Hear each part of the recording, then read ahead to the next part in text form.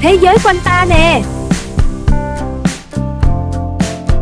Người muốn gặp sẽ tìm cách, người không muốn chỉ tìm lý do. Có một khoảng thời gian, tôi luôn tin rằng khoảng cách là điều đáng sợ nhất trong tình yêu. Tôi từng nghĩ chỉ cần hai người ở quá xa nhau, tình yêu rồi cũng sẽ mỏi mệt. Những chuyến xe dài, những cuộc gọi vội vàng, những lần nhìn nhau qua màn hình điện thoại, tất cả sẽ khiến người ta dần buông tay. Thế rồi, cuộc sống dạy tôi một điều hoàn toàn khác. Điều làm hai con người xa nhau nhất chưa bao giờ là những cây số, mà là ngày một người không còn muốn bước về phía người còn lại. Có những thành phố rất lớn, muốn gặp nhau phải đi hàng giờ. Cũng có những thành phố rất nhỏ, chỉ cần chạy qua vài con đường là đã có thể nhìn thấy nhau. Nhưng kỳ lạ thay, có những người sống trong cùng một thành phố suốt nhiều năm, hít thở cùng một bầu không khí, ngắm cùng một bầu trời, đi ngang qua biết bao con đường quen thuộc. Vậy mà cuối cùng lại chẳng còn gặp được nhau thêm lần nào nữa. Không phải vì họ không thể, mà vì trong lòng một người, cuộc gặp ấy đã không còn quan trọng. Ngày còn thương, mọi thứ đều rất đơn giản. Một tin nhắn, anh nhớ em. Một câu trả lời, em đang ở đây. Thế là đủ. Không cần suy nghĩ, không cần tính toán, không cần xem hôm nay có mệt không, mai có phải dậy sớm không.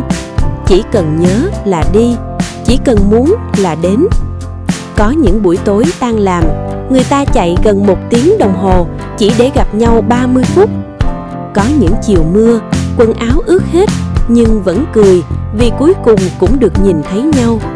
Có những ngày cả hai đều mệt rã rời, vậy mà chỉ cần ngồi cạnh nhau một lát cũng thấy cả ngày trở nên nhẹ nhõm.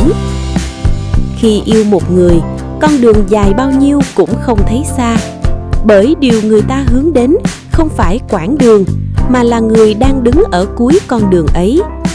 Đến khi tình cảm đổi khác, mọi thứ cũng đổi khác. Chiếc xe vẫn còn đó, con đường vẫn còn đó, quán cà phê vẫn còn đó, chỉ có trái tim lại không còn muốn khởi hành. Tôi từng là một người rất giỏi tìm lý do để bao biện. Mỗi lần người ấy hủy hẹn, tôi đều tự nói với mình rằng chắc hôm nay công việc nhiều. Mỗi lần tin nhắn đến chậm, tôi lại nghĩ chắc người ấy đang bận. Mỗi lần cuộc gọi không được bắt máy, tôi vẫn tự nhủ rồi sẽ gọi lại thôi. Tôi đã nghĩ hộ người ấy quá nhiều, đến mức quên mất phải nghĩ cho chính mình. Có lẽ ai còn yêu cũng đều như thế. Chúng ta không sợ chờ, chỉ sợ đối phương khó xử. Chúng ta không sợ thiệt thòi, chỉ sợ người kia áp lực.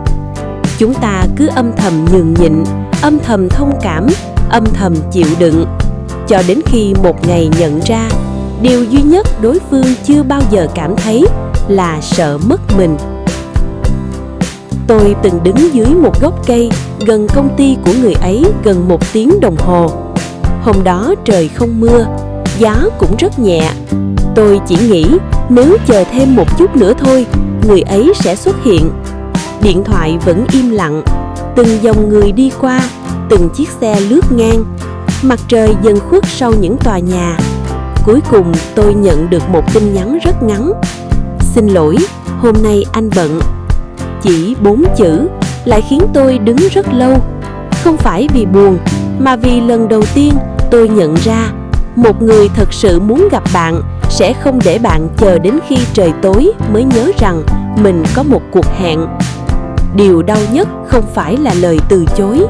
Điều đau nhất là bạn đã hiểu tất cả nhưng vẫn cố giả vờ chưa hiểu. Bạn vẫn giữ nguyên lời hẹn, trong khi người kia đã quên từ rất lâu. Con người đôi khi ngốc lắm, biết rõ cánh cửa đã khóa, vẫn đứng gõ.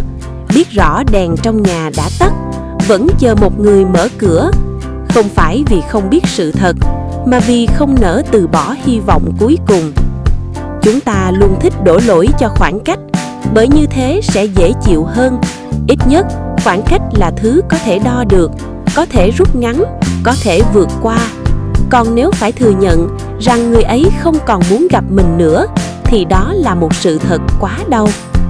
Nỗi đau lớn nhất của một mối quan hệ không nằm ở ngày chia tay, mà nằm ở khoảng thời gian trước đó, khi mọi thứ đang chết đi từng chút một, nhưng không ai đủ dũng cảm để gọi đúng tên của sự thay đổi ấy.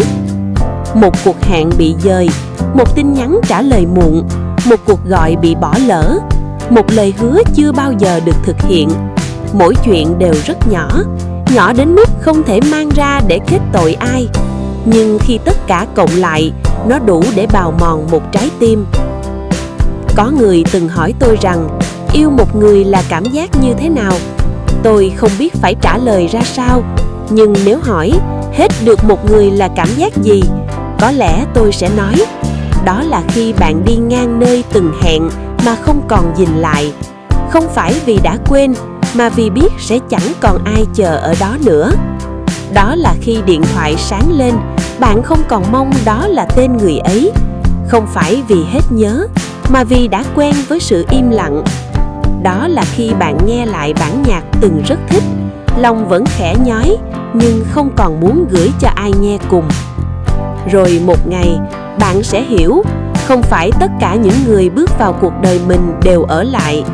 Có người đến để cùng mình đi hết một đoạn đường, có người đến chỉ để dạy mình trưởng thành, có người dạy mình biết yêu, và cũng chính người ấy dạy mình hiểu rằng không phải cứ yêu hết lòng sẽ được yêu lại, không phải cứ chờ sẽ có người quay về, càng không phải cứ chung một thành phố là sẽ còn cơ hội gặp nhau. Cuộc đời vốn rất lạ, có những người cách nhau nửa vòng trái đất vẫn tìm mọi cách để đến bên nhau. Cũng có những người chỉ cách nhau vài ngã tư lại để lạc mất nhau suốt cả một đời. Cho đến tận bây giờ, mỗi khi nghe ai đó nói yêu nhau nhưng xa quá nên không giữ được, tôi không còn vội gật đầu nữa. Bởi tôi đã từng chứng kiến những cuộc tình vượt qua hàng nghìn cây số chỉ bằng một niềm tin rằng ở đầu bên kia luôn có một người đang đợi. Và tôi cũng từng chứng kiến những mối quan hệ chết dần trong cùng một thành phố, nơi hai con người có thể gặp nhau bất cứ lúc nào, nhưng lại chẳng còn ai muốn bước thêm một bước. Sau tất cả, tôi mới hiểu khoảng cách chưa bao giờ đáng sợ. Điều đáng sợ nhất là một ngày bạn vẫn giữ nguyên địa chỉ của mình, vẫn mong người ấy ghé qua như những năm tháng cũ, còn người ấy thì đã đổi hướng từ rất lâu.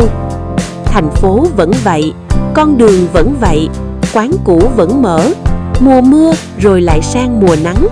Chỉ có một điều không còn như trước, đó là trong cuộc đời của một người, sự xuất hiện của bạn đã không còn là điều họ mong đợi. Và khi ấy, bạn mới hiểu hết ý nghĩa của một câu nói tưởng chừng rất đơn giản. Đừng đổ lỗi cho khoảng cách khi người ta không còn muốn gặp. Ngay cả khi chung một thành phố, họ vẫn có hàng ngàn lý do để bận. Còn khi trong lòng vẫn còn thương, dẫu cách nhau ngàn dặm, họ cũng sẽ tìm được một con đường để trở về. Cảm ơn cả nhà đã xem cùng mình. Hẹn gặp lại ở clip sau nha.